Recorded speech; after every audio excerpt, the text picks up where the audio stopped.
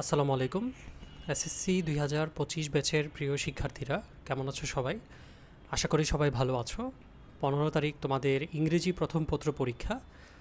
তো ইংরেজি প্রথম পত্রে কিভাবে তোমরা বেশি নম্বর এনশিওর করতে পারবে, আজকে সেই ভিডিও নিয়ে হাজির হয়ে গিয়েছি। তোমরা যারা আমার চ্যানেলে নতুন তারা চ্যানেলটিকে সাবস্ক্রাইব করে দাও এবং ভিডিওটি ভালো লাগলে অবশ্যই ভিডিওটি লাইক করবে।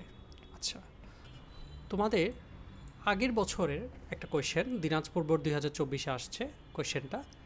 আচ্ছা, তো আমাদের কোয়েশ্চেনে সাধারণত 12টা নং, আমাদের কোয়েশ্চেনে সাধারণত 12টা নং থাকে এক থেকে। এখন সবাই সব কিছু আনসার করে, কিন্তু একটু টেকনিক্যালি আনসার করলে আসলে দেখা যায় তোমার ইংরেজি প্রথম পত্রে অনেকটুকু মার্ক তুলতে পারবে। আচ্ছা, সর্বপ্রথম আমরা আনসার করব হচ্ছে আমাদের এই রিটেন পার্ট যেগুলো আছে, অর্থাৎ আমাদের এই রাইটিং টেস্ট যেগুলো আছে সবার প্রথম আমরা সেগুলো আনসার করব। ঠিক আছে? কেন সবার প্রথমে আমরা আনসার করব? কারণ যখন আমরা 1 থেকে এই 7 পর্যন্ত, ঠিক আছে, আমরা যখন 1 থেকে এই 7 পর্যন্ত আনসার করব তখন আমাদের মাথাটা জ্যাম হয়ে যাবে। ঠিক আছে? বাট আমরা যদি এই রিটেন পার্টগুলা খুব প্রথমে আনসার করি তখন আমাদের কি দেখা যাবে, আমরা খুব ভালোভাবে রিটেনগুলো লিখতে পারতেছি। ঠিক আছে? এই রাইটিং টেস্টে আমরা 50 মার্কে যত বেশি মার্ক তুলতে পারবো, 40-এর আপ পেলে মনে করবা তুমি ইনশাল্লাহ এ প্লাস পাবে। ঠিক আছে? এখন 40 পাওয়ার জন্য তো অবশ্যই তোমাকে কি করতে হবে, রাইটিং পার্ট খুব ভালো করে লিখতে হবে। তাই প্রথমেই যদি তুমি রাইটিং পার্ট দিয়ে শুরু করো তাহলে কি হবে, তোমার তুমি রাইটিং পার্টে যতগুলো আছে, যেমন প্যারাগ্রাফ আছে, স্টোরি আছে, গ্রাফ চার্ট আছে, কান্ট্রি সম্পর্কে লেটার আছে, ডায়ালগ আছে, তুমি খুব ভালো করে লিখতে পারবে। অ্যান্ড কেন বললাম স্পেশালি তুমি রাইটিং পার্ট শুরু করবে, কারণ এই স্টোরি পার্টটার কারণে।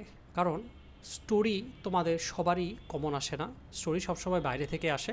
যদি কমন আসে তাহলে তো আলহামদুলিল্লাহ, যদি কমন না আসে তখন তোমাকে কি করতে হবে, স্টোরি তোমাকে নিজের মতো করে সুন্দরভাবে বানাতে হবে।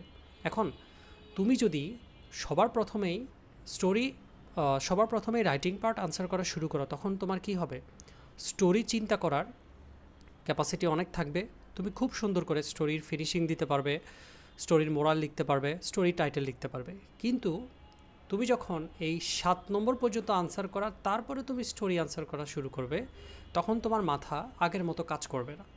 তাই সবার প্রথম তোমরা কি করবে, সবার প্রথম তোমরা এই রাইটিং টেস্ট আনসার করবে এবং রাইটিং টেস্টের চেষ্টা করবে 40+ এনশিওর করার জন্য। ঠিক আছে? রাইটিং পার্টে তোমরা যত বেশি আনসার করবে, যত বেশি মার্ক পাবে, তোমাদের এ প্লাস পাওয়ার সম্ভাবনা তত বেশি জোর হয়ে যাবে। আচ্ছা, এবার আসি আমরা যদি একটু প্রথমে যাই। আচ্ছা, আমরা রাইটিং পার্ট আনসার করার পর আমরা 1 নম্বর থেকে আনসার করা শুরু করব। ঠিক আছে? ভিডিও শেষে কিভাবে আনসার করবে খাতায় ওইটাও একটু বলে দিব। আচ্ছা, প্রথমে আমরা এমসিকিউ আনসার করব এই 7টা। ঠিক আছে? 7টার মধ্যে যেগুলা এই টাইপের লেখা আছে, যেমন ভেরি ফিউ ফেস্টিভ্যালস, অর্থাৎ প্যাসেজের লাইন যেগুলা দেওয়া আছে আমরা সবার আগে এগুলো আনসার করব। আর যেগুলো এই মিনস টাইপের আনসার আছে সেগুলো আমরা পরে আনসার করা ট্রাই করব। তাহলে আমরা যদি দিনাজপুর বোর্ডের কোয়েশ্চেনটা দেখি, এইটা আমাদের প্যাসেজ থেকে আসছে, এইটা আমাদের প্যাসেজ থেকে আসছে, এইটা আমাদের প্যাসেজ থেকে আসছে, এইটা আমাদের প্যাসেজ থেকে আসছে, এটা মানে 6টা আমাদের প্যাসেজ থেকে আসছে, জাস্ট একটা প্যাসেজের বাইরে থেকে আসছে, মানে প্যাসেজের মধ্য থেকে আসছে, বাট এটা তো মিস চাইছে তাই আমরা প্যাসেজের আন্ডারে বলতে পারি না। ঠিক আছে? এটা আমরা সবার লাস্টে আনসার করব। তাই 6টা তুমি প্রথমে আনসার করবে, এইটা একটু বুঝে শুনে আনসার করা ট্রাই করবে। আমরা কোয়েশ্চেন আনসার এখন আনসার করব না, কারণ আমাদের সর্বোচ্চ নাম্বার পাওয়াই সবচেয়ে বেশি। এরপর আমরা আনসার করব 3 নম্বর কোয়েশ্চেন। 3 নম্বর কোয়েশ্চেনটা 5। তো খুব সুন্দরভাবে তুমি যদি এটা আনসার করতে পারো তখন কি হবে, তোমার 5 এনশিওর হয়ে যাবে। তাহলে আমি যদি তোমাদের একটু বলি, তুমি এইখানে 6 শিওর করলে, তারপর তুমি এই 5 নম্বর কোয়েশ্চেনে 5 শিওর করলে, তাহলে তোমার কত চলে আসলো, 6 + 5 11। আমরা 2টা নং থেকে 11 মার্ক ইজিলি কী করতে পেরেছি, ড্র করতে পেরেছি। ঠিক আছে, আচ্ছা তারপর আমরা আনসার করব হচ্ছে এই নাম্বার 4, এই 5 নাম্বার। এখন নাম্বার 4টা তো খুব ইজি, আনসিন প্যাসেজ থেকে এসেছে, তাহলে তুমি এই নাম্বার ইজিলি অ্যানসার করতে পারলে। সামারি আমরা এখন আনসার করব না। আচ্ছা তারপর আমরা আনসার করব নাম্বার 6, যেটা কিনা খুবই সহজ। ঠিক আছে, তাহলে তুমি এইখানেও 5 এনশিওর করতে পারলে। এখন আমাদের টোটাল মার্ক কত হলো তাহলে একটু দেখি আমরা ভাইয়া। আমরা 1 নম্বর কোশ্চেনে পেলাম হচ্ছে 6, 3 নম্বর কোশ্চেনে পেলাম হচ্ছে 5, 4 নম্বর কোশ্চেনে পেলাম হচ্ছে 5, 6 নম্বর কোশ্চেনে পেলাম হচ্ছে 5। তাহলে আমাদের মোট কত হলো 6 + 5 + 5 + 5, টোটাল হচ্ছে আমাদের 21, মানে 21 আমাদের এনশিওর। অ্যান্ড রিটেনে যদি তুমি 40 পাও তাহলে 40 + 21 কত হলো আমাদের 61। তাহলে এ প্লাসের জন্য আমাদের আর লাগে মাত্র 19 মার্কস। তাহলে 80 - 61 মানে হচ্ছে 19। তাহলে মাত্র 19 পেলে তুমি কি করতে পারবে, ইনশাল্লাহ এসএসসিতে ইংরেজি বিষয়ে প্লাস পাবে। এখন আসি কোশ্চেন মার্ক, রিয়ারেঞ্জ, সামারি, এই 3টার বেলায়। আচ্ছা আমরা যদি একটু উপরে আসি, একটু মুছি আমি। আচ্ছা আমাদের কোশ্চেন মার্ক আছে 5টার মধ্যে আমরা চেষ্টা করব 3টা খুব ভালোভাবে দেওয়ার। যেমন আমাদের 2-এর একটা কি আছে, what is the significance of our independence day. Independence day significance কি? How do we pay homage to the martyrs who entertain thousands of spectators in National Stadium? How do you celebrate the Independence Day in your school? What are the main features of the day? তাহলে দেখা যাচ্ছে এই DRE আমাদের নিজেদের life থেকে আমরা বলতে পারবো যে কীভাবে আমরা ইন্ডিপেন্ডেন্স ডে সেলিব্রেট করি স্কুলে, আর মেইন ফিচার কী কী থাকে দেয়।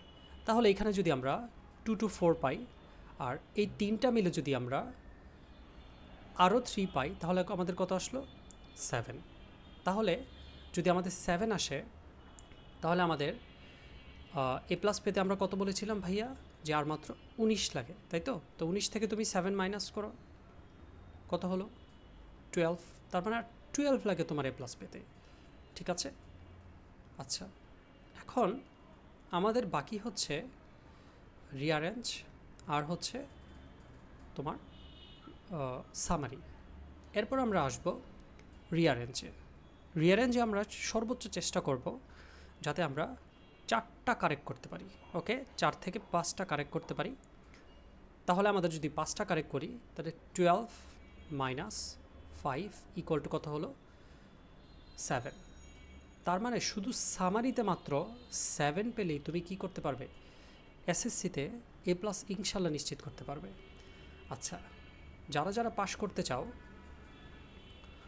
তাদের ব্যাপারে একটু বলি। এটা তো বললাম যারা এ প্লাস পেতে চাও তাদের, আর যারা পাস করতে চাও তাদের ব্যাপারে একটু বলি। একটু যদি আমি মুছি,